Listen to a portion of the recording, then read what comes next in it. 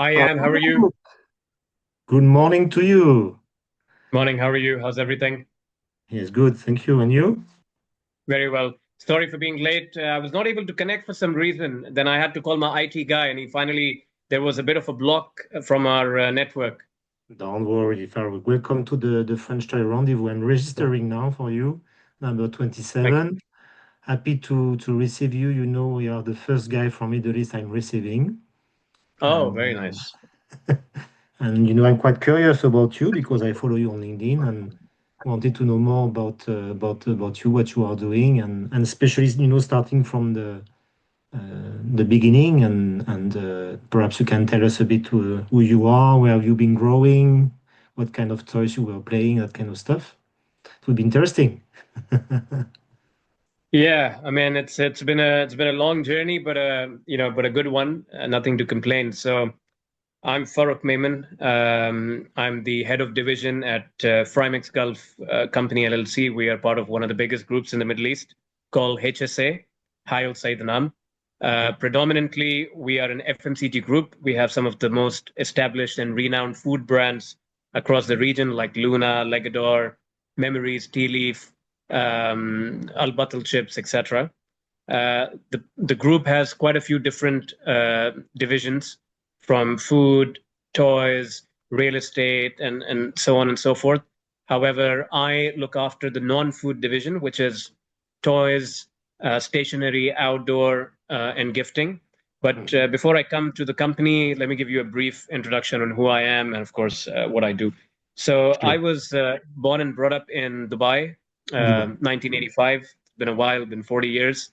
And I obviously went to American University here in Dubai. Then I So, moved to the UK. I so moved to the UK. before that, Farouk, let's go to when you were young. How was Dubai 40 years ago? Because I've been many times in Dubai.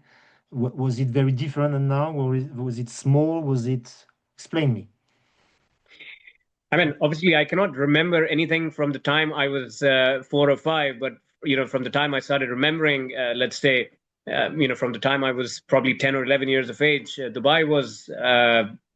I mean, it was a desert. Was this? Obviously, there were certain areas in Dubai like Dera and Bur Dubai, which had a little bit of skyline. But apart from that, apart from Sharjah, Dera, Abu Dhabi was always there. But in terms of that flashy and vibrant skyline, it was not there at that time. And I literally saw this entire evolution of Dubai, from my eyes. And I don't think that there is any other country or city that can come up with such a vibrant city in 20, 30 years. It's unbelievable, to convert a desert into a full-fledged, Yes. vibrant, and flamboyant city like Dubai with some of the most amazing landmarks in the world. I mean, it's commendable, and hats off to our leader, Mr. Sheikh Mohammed, for achieving this vision that he had set for the city, and everything that he had planned and everything that he had speculated and forecasted, he delivered it. And not many people are able to do it, especially in a hot country like Dubai, and in a city which is very small. But he made Dubai what it is today, and today it's one of the most exciting cities to visit for any visitor. Very good. So explain me, Farouk, when you were young, when you were little children in Dubai, what were you doing? What were your hobbies? What did you like to play with? Explain me. When you were little child. Look, so when I was a child, to be honest, at that time, there were not many animations apart from Spider-Man, Marvel, not even Marvel, but apart from Spider-Man and WWE and Barbie, and probably Superman, there was nothing else. And in Dubai, the only toy store at that time, when I was, between, let's say, 10 years and 15 years of age, the only toy store was a toy store called Dadabai Toys. It was the only toy store in Dubai, and they were the only toy store that sold licensed products. So at that time, amongst the boys, the only two properties which were famous were WWE and Spider-Man. And amongst the girls, the only property which was famous was Barbie. There was nothing else. Mhm. So our decisions were obviously, at that time, things were so cheap, and, our parents obviously were not that, let's say, rich. Every time we used to tell them to take us to a toy store, they would say, let's go to the gray market and buy the same thing, because we had cheaper option available in the gray market as well. So all these original products were available in the gray market as counterfeit and as knockoffs. So if I would tell my father or mother that I wanted to buy, let's say, a Spider-Man, they would say, let's go to Dara and let's buy a Spider-Man. But that would not be original. But at that time, nobody really cared, because, you know, the kind of schools we went and the kind of friends we had, there was no social media. There was no information awareness of what is original and what is fake. So nobody really cared. Even if you went to a friend of yours and you said that you had a Spider-Man, they wouldn't care. They wouldn't even look at whether it was original, it was authentic, or it was fake. Everybody just wanted to have a Spider-Man, whether it was authentic or fake. They just wanted to have a Spider-Man. So my entire childhood revolved around original and gray market products. Obviously, I used to travel a lot. I was fortunate to travel a lot because my dad obviously loved traveling. So every time I wanted to buy anything from WWE, I would buy it from New York, from Toys R Us, New York, Times Square. And as a child, I was crazy. I was crazy after WWE. I think I had more than 60 to 70 WWE figures. I had, Bret Hitman Hart's goggles. I had the Undertaker's, that thing. I had all the belts. I had the ring. I had play sets. I had everything. And I spent a lot of money. I mean, my father spent a lot of money on me because I loved WWE and I loved collecting the figures. So that was my number one brand. Were you watching a lot the videos from them, on your television? The WWE? Yeah, so at that time, they were the only way to watch WWE was through cassettes. So every time a Royal Rumble or SummerSlam or WrestleMania would get released, the video library, they would put a poster on their window on the shop, and that's how we would find out that a new Royal Rumble, because there was no internet, and there was no Google, nothing at all. So we would just go to the video library every other day and ask them if anything new had been released.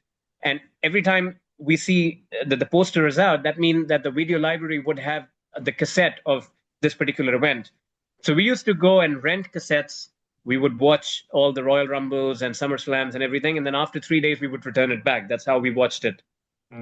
Very good. So it's a good hobby. And what are your hobbies? What do you like to do in your life apart from working? Your hobbies? So I'm a gym freak. I weight train. I'm very very particular about my gym routine. I lift heavy. I eat clean. I focus a lot on my protein and my diet regime. So that's my number one thing. At the same time, I'm a part-time influencer on Instagram. I'm a nightlife, travel, and fashion influencer. So I do a lot of reviews. I do a lot of collaborations with top brands. I was the ambassador for some time for Dubai International Boat Show as an ambassador. I have also worked with Hugo Boss as a representative for a few years.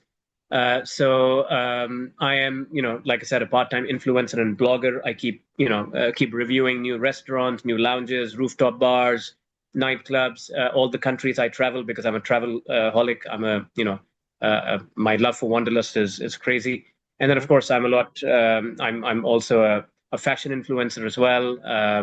So these are some of the things that keep me busy on the sides. And then apart from that, to be honest, this is basically what my time revolves around after work. Yeah. So you were saying when you were young, you went to study in which country? So I did my bachelor's in marketing from the American University in Dubai. Okay. In Dubai, I did my bachelor's in marketing, and then I moved to the UK. From 2007 to 2010, I did my master's in marketing from University of Cardiff in Wales. In Wales, you went to Cardiff, okay. University of Cardiff. And then I moved back to London, and I was doing an internship with HSBC for some time. But then I had to move back to Dubai because recession had chipped in 2009. London was falling apart. So I decided to move back to Dubai, and then I came back to Dubai in end of 2009, early 2010. So 16 years ago. And what did you do? Were you already starting to work in the toy business or not at all? So as soon as I came back, obviously recession had taken place in Dubai as well. The market was falling apart. Job opportunities were very limited because a lot of people were made redundant and a lot of people left their jobs. They were asked to leave. So the supply was very high. The demand was very low because companies were not hiring because of the recession effects. So it took me a year to find a job. And I think I was interviewed by 40 companies. But I would say amongst the 40 companies, 30 companies rejected me because I did not know how to speak Arabic.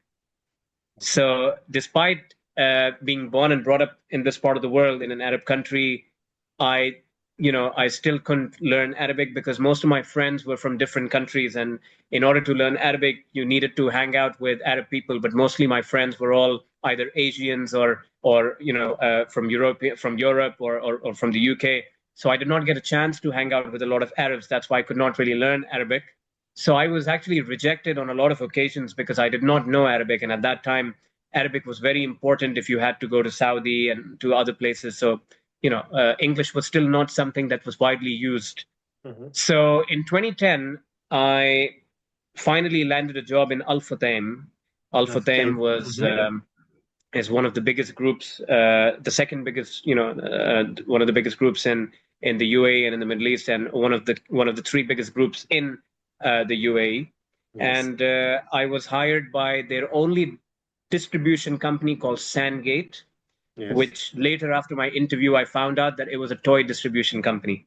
Ah. So it was, I'll tell you what really happened. So because I was so demotivated after all these interviews where I was getting rejected. One day I get a call from a company called, an HR executive from Al Futtaim, and they said that they wanted me to come for an interview for a company in Al Futtaim called Sandgate. And because I was so demotivated, because for a year I was not able to find a job because of recession, I told my mother that I'm not interested because they will call me, and then after 3-4 interviews, they will tell me the same thing, that you don't know Arabic, so we're rejecting you. Mm-hmm. But my mother, at that point in time, she was alive. She said, no, it's okay. You're not doing anything. You should still go and attend the interview. Who knows? Anything can happen. So I went in normal clothes. I did not expect that I would be hired anyway. And I was not even interested in the company they were talking about. When I got there, I met a gentleman. He was a general manager. And he took me into a showroom. And when I got inside that showroom, I saw that they had Hasbro, Monopoly, and Cluedo, and all of these products. Mm-hmm. And they told me that they were the exclusive distributors for Hasbro, and they had just taken the brand 3 months ago, and it was very new. So this is what they were doing. They were a distribution company, and I was like, okay, this is something that I've heard of. We played when we were kids. I had a nice interview, and next day I got a call saying that you have been selected for this position of a brand executive, and we will give you the offer. And when I received the offer, it was much more than my expectation. So I went back to my mom and I said, look, you were right. This company turned out to be a toy company, and the package that I'm being offered is much more than my expectation at that time. I was 25. So this is how it all started for me. I joined that company, and Hasbro was a new brand. I built Hasbro from scratch. We were the acting office of Hasbro. Hasbro did not have an office. I built Hasbro in the UAE. I built Hasbro across the GCC single-handedly with the team. And I took the business. We expanded the team. I took the business from, let's say, around maybe I would say 10 million dirhams to around 70 million dirhams across 80 before I left. And then before leaving the last 2 years, I was made the head of the division. I was managing a team of several people, and I was also made the consultant for Toys R Us, because Toys R Us was our own sister company, part of the group. Yeah. So the owner wanted me to fix things in Toys R Us because we were a distributor. We knew much more about other distributors and other retailers. So they wanted me to become the consultant for Toys R Us and suggest changes that Toys R Us could benefit from, because I had so much information about other retailers that we were working, as a distributor. And Toys R Us did not know so much because they were only one retailer. So they wanted me to replicate, like if, let's say, other toy stores had highlighted a brand, and if it wasn't highlighted in Toys R Us, they wanted me to make sure that this was highlighted in Toys R Us as well. If there were certain products that Toys R Us did not have, but the other retailers had. They wanted me to make sure that those products were also available at Toys R Us. So I was basically, I basically helped them change the dynamics and the product portfolio at Toys R Us and ensure that everything was in line with the other retailers. So that's Mhm. how the whole thing happened. Yeah. Okay, so then you lead this company, and where do you go? So just to come back on Sandgate Al Futtaim, where I was working, apart from Hasbro, I worked with 50 other global suppliers. Yeah. We had the exclusive distribution for Winning Moves, for Lisciani, for Jazzwares, for Mookie, for Bestway, for over 50 suppliers. We were one of the Mhm. leading. We were probably the third biggest distributor after a company called New Boy and Toy Triangle. We were the third biggest distributor. Remember them. And in 2018, I decided to leave this company and move to HSA Group, where I'm Yeah. now currently working. In the HSA Group, I was hired by a company called Frimex Gulf, which Yeah. was previously called Maymar International. So Neymar, at yeah. the time I joined, it was still called Maymar International. Maymar Mhm. International was also a toy company, Mhm. and they were the exclusive distributors for several renowned brands like Bestway, Tiger, and then they had HDI, Mhm. Colibri, Schiefer. It was a very well-known and established company. However, I was roped in as a business development manager because the general manager had left. So they replaced me with the general manager, and at that time the business was falling apart. So I had to literally build the business from scratch, Mhm. fix every department, and I basically joined the company in 2018. In 2020, we merged our division with the food division, Uh-huh. and the name which was retained by the company was Frimex Gulf. So Yeah. Maymar was removed, and we are Mhm. now, since 2020, called Frimex Gulf. Mhm. Frimex Gulf is made of the non-food, which is my division, which is Mhm. toys, stationery, gifting, and outdoor. And there Yeah. is a food division, which is overlooked by somebody else that deals in the manufacturing and distribution of the food brands. Mm. Very good. So now you have very, very good brands, and you are focused too, I saw, a lot in the sports.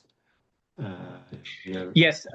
So we are now one of the leading distributors with over 70 licenses. We Mm. do everything from Pokemon, Baby Shark to football clubs, Marvel, Play-Doh, Nerf. We have the exclusive distribution for Treffle, for Lisciani, for Banbo Toys, for Minix, for Soccer Stars, for Toy Pro, for HDI. Um, we are also tied up with Hasbro to look after the B, C, D tier customers. So Mhm. we have the full-fledged distribution for Hasbro as well. And we are also the largest football figurine distributor in the Middle East right now. We Yeah. have a huge portfolio of football figurines starting from 5 centimeter, 12 centimeter, 20 centimeter, 30 centimeter, and 60 centimeter. So we have positioned ourselves and our identity as the largest football merchandise distributor in the region. Mm. We invest a lot of money in that, and we take a lot of pride in that segment of our business. Mhm. So yeah, we are an ever-growing company. There are a lot of new brands that we are signing, and we are listed with more than 200 retail accounts. Mhm. While our office is in Dubai, we also have an office in Jeddah in Saudi Arabia with a team in Saudi. So we look after, in terms of our physical presence, we have office in Dubai and in Jeddah, and in Kuwait, Bahrain, Oman, and Qatar, we work through sub-distributors.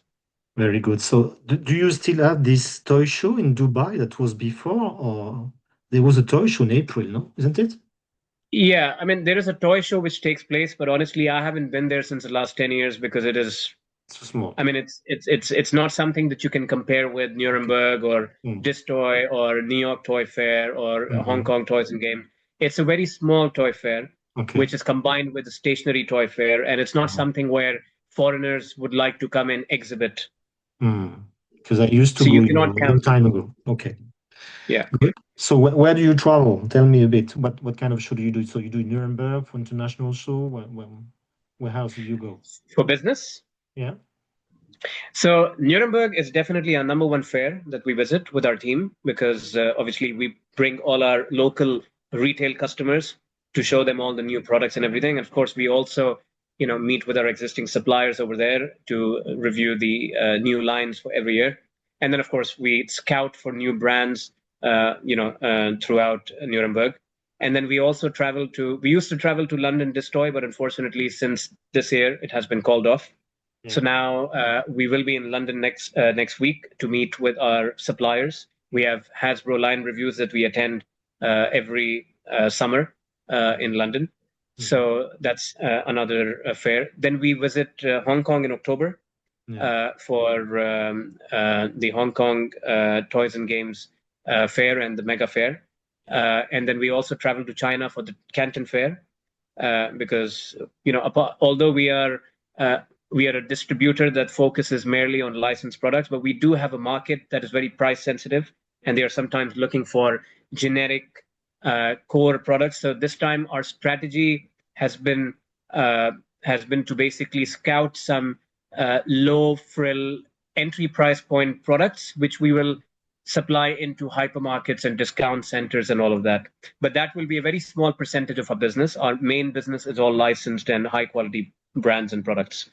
Then we also visit BLE, Brand Licensing Europe. Yeah. Although we don't hold any licenses ourselves, but we do plan to take up licensing next year. So we have been traveling to BLE for a while just to keep an eye on the licensing front. And but from next year, we are planning to take up some licenses ourselves and do our own OEM manufacturing. Okay. And then we also traveled to the Los Angeles previews in September. So we will be traveling. Yeah, we will be traveling there as well. You will be visiting the showrooms. Okay. Yes. So very good. So that's a lot of it's very interesting. As I'm French, what do you know about my country? Have you ever been to France?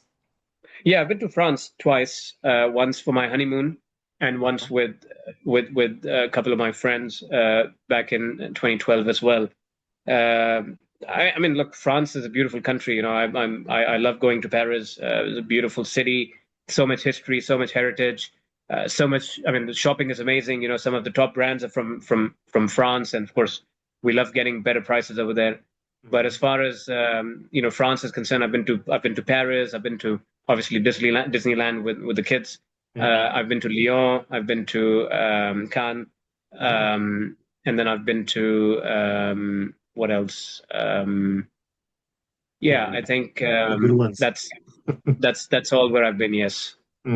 Very good. You're an international guy. You speak perfect English. Okay, Farouk. So I will stop the show now. Thanks a lot for this review, for talking about you, and Pleasure. we keep in touch. This will be on YouTube and on LinkedIn in a few weeks. I will let you know. Sure, And perfect. it would be nice to see you really next time in the show. Sure. What shows do you attend? I do Europe myself. So I do London, Nuremberg, Madrid, Milano, more the European shows. Yeah. Okay, so hopefully I will see you French next in Nuremberg. Yeah. And we have a French one too in Deauville end of November. But Nuremberg I will be here for sure. Okay, perfect. So we'll definitely connect in Nuremberg.